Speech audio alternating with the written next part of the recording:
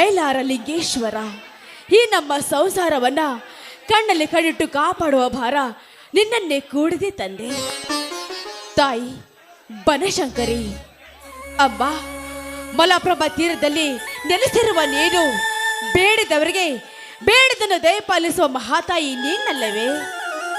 ಸತತ 3 ವರ್ಷಗಳಿಂದ ಮಳೆ ಬಾರದೆ ಬರಗಾಲದಿಂದ ನಮ್ಮ ನಾಡಿನ ರೈತರೆಲ್ಲರೂ ಅವರ ಬಾಳು ಕಣ್ಣೀರನ್ನು ಗೋಳಾಗಿದೆ ತಾಯಿ. ಮಳೆ ಬಾರದೆ ಬರಗಾಲದಿಂದ ಮೂಕ ಪ್ರಾಣಿಗಳು ಅನ್ನ ನೀರಿಗಾಗಿ ಅಲೆದಾಡಿ ತಮ್ಮ ಜೀವವನ್ನು ಕದ್ಕೋತಾ ಇದ್ದಾವೆ. ನೀರಿಗಾಗಿ ನಮ್ಮ ರೈತರು ಹೋರಾಟ ಮಾಡ್ತಾ ಇದ್ದಾರೆ. ನಿನ್ನ ಜಾತ್ರೆಗೆ ಬಂದ ಭಕ್ತರು ಕೂಡ ನೀರಿಗಾಗಿ ಕಂಗಾಲಾಗಿ ಹೋಗಿದ್ದಾರೆ.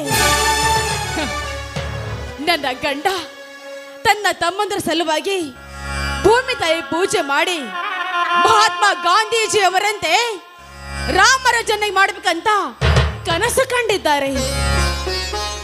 ಈ ನಾಡಿನ ಸಂಪತ್ತನ್ನು ಉಳಿಸಿ ವೀರಪುತ್ರರಾಗಿ ಸ್ವಾಮಿ ವಿವೇಕಾನಂದರಂತೆ ಭವ್ಯ ಭಾರತವನ್ನು ಕಟ್ಟಬೇಕಂತ ಪಣ ತೊಟ್ಟಿದ್ದಾರೆ. ತಾಯಿ, ಆದಷ್ಟು ಬೇಗ ಮೇಘರಾಜನನ್ನ ಈ ಭೂಮಿಗೆ ಕರುಣಿಸಿ ನನ್ನ ಗಂಡನ ಬೇಕೆನ್ನ ಈಡೇರಿಸ್ತಾಯಿ, ಈಡೇರಿಸು.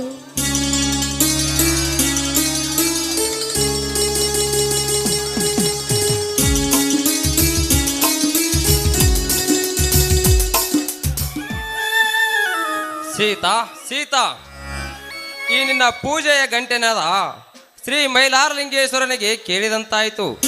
ಸೀತಾ, ಶ್ರೀ ಮೈಲಾರಲಿಂಗೇಶ್ವರನಲ್ಲಿ ಏನೆಂದು ಬೇಡಿಕೊಂಡೆ? ಸ್ವಾಮಿ, ಮಳೆ ಬಾರದೆ ಬರಗಾಲದಿಂದ ತತ್ತರಿಸಿ ಹೋಗಿದ್ದಾರೆ ನಮ್ಮ ನಾಡಿನ ರೈತರು. ಈ ವರ್ಷವಾದ್ರೂ ಚೆನ್ನಾಗಿ ಮಳೆಯಾಗಿ ನಮ್ಮ ರೈತರ ಬಾಳು ಬಂಗಾರ ಆಗಲಿ ಅಂತ ಬೇಡ್ಕೊಂಡೆ. ಹಾ ರೀ, ಇವತ್ತು ಬನದ ಹುಣ್ಣಿಮೆ, ಆ ದೇವಿಯ ಜಾತ್ರೆ. ಬನ್ನಿ, ಪ್ರಸಾದ ಸ್ವೀಕರಿಸಿ ಬನ್ನಿ.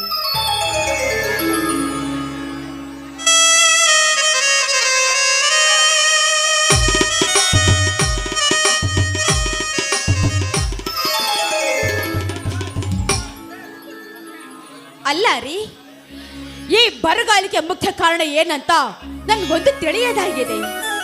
ಸೀತಾ, ಇದಕ್ಕೆ ಮುಖ್ಯ ಕಾರಣವು ನಾವೇ. ಹಿರಿಯರು ಹೇಳಿದ ಹಾಗೆ ಮಾಡಿದ ಉಣ್ಣೋ ಮಾರಾಯ ಎಂದು ಶ್ರೀಮಂತನಾಗಬೇಕೆಂದು ನಮ್ಮನ್ನೆಲ್ಲ ಹೊತ್ತ ನಿಂತಿರುವ ಭೂಮಿ ತಾಯಿಯನ್ನು ಪರದೇಶಕ್ಕೆ ಮಾರಿ ಮರೆ ಬರದಂತೆ ಮಾಡಿದ್ದಾರೆ ಈ ನಾಡಿನಲ್ಲಿ. ಸೀತಾ, ಅನ್ನ ನೀರಿಗಾಗಿ ಹೋರಾಡುವಂತಾಗಿದೆ ಈ ನಾಡಿನಲ್ಲಿ. ಇದಕ್ಕೆ ಪರಿಹಾರ ಇಲ್ಲವೇ? ಸೀತಾ, ಈಗಿನ ರಾಜಕಾರಣಿಗಳು ಜನಸಾಮಾನ್ಯರನ್ನು ಹೆದರಿಸಿ ಬೆದರಿಸಿ ಗುಂಡಾಗಿರಿಗಳನ್ನು ಕಟ್ಟಿಕೊಂಡು ಸರ್ಕಾರದ ಜಾಗವನ್ನು ಒತ್ತುವರಿ ಮಾಡಿ ಕಾಡನ್ನು ಕಳೆದು ನಾಡನ್ನು ಕಟ್ಟಿ ಮೆರೆಯುತ್ತಿದ್ದಾರೆ ಈಗಿನ ರಾಜಕಾರಣಿಗಳು. ಹೇಗೆ ಆದ್ರೆ ಮುಂದಿನ ಗತಿ? ಸೀತಾ, ಈ ನಮ್ಮ ಭಾರತ ದೇಶದ ರೈತರೆಲ್ಲರೂ ಒಂದುಗೂಡಿ ರೈತ ಕ್ರಾಂತಿಯನ್ನು ಎಬ್ಬಿಸಿದರೆ, ಈ ಗುಂಡಾಗಳ ವಿರುದ್ಧ ಹೋರಾಡಿದರೆ ನಾವೆಲ್ಲರೂ ಸುಖವಾಗಿರಬಹುದು. ನೀವೆಲ್ಲ ಅಷ್ಟೇ ಯಾಕ್ರಿ? ಸ್ವಾತಂತ್ರ್ಯಕ್ಕಾಗಿ ಹೋರಾಡಿದ ರಾಣಿ ಅಬ್ಬಕ್ಕ, ಬೆಳವಡಿ ಮಲ್ಲಮ್ಮನಂತೆ ನಿಮ್ಮೊಂದಿಗೆ ನಾವು ಒಗ್ಗಟ್ಟಾಗಿ ಹೋರಾಡಿ ಆ ಗೂಂಡಗಳಿಗೆ ಒಂದು ಗತಿ ಕಾಣಿಸಲೇಬೇಕು. ಸೀತಾ, ಈ ನಿನ್ನ ಪೌರುಷದ ಮಾತುಗಳನ್ನು ಕೇಳಿದರೆ ಹಸಿದ ಹೊಟ್ಟೆ ತುಂಬಿದಂತಾಯಿತು. ಸೀತಾ, ಸಾಲು ಮರದ ತಿಮ್ಮಕ್ಕನ ಹಾಗೆ ಸಾಲು ಸಾಲುಗರ ಮರನ್ನು ನೆಟ್ಟು ಅಷ್ಟೇ ಸೀತಾ, ಈ ನಮ್ಮ ನಾಡು ಗಂಧದ ನಾಡನ್ನಾಗಿ ನೋಡಬಹುದು. ಸೀತಾ, ಕಾಲ ಕಾಲಕ್ಕೂ ಕೂಡ ಮಳೆ ಆಗುತ್ತವೆ. ನಾವೇಕೆ ಆ ನೀರಿಗಾಗಿ ಈ ನೀರಿಗಾಗಿ ಹೋರಾಟ ಮಾಡಬೇಕು? ಆ ಹೋರಾಟದಲ್ಲಿ ಸಾಯುವುದು ಒಬ್ಬ ರೈತ. ಒಬ್ಬ ರೈತ ಸತ್ತರೆ ಸಾವಿರಾರು ಮಂದಿಗೆ ಅನ್ನ ಹಾಕೋರು ಯಾರು? ಸೀತಾ, ಸಾವಿರಾರು ಮಂದಿಗೆ ಅನ್ನ ಹಾಕೋರು ಯಾರು?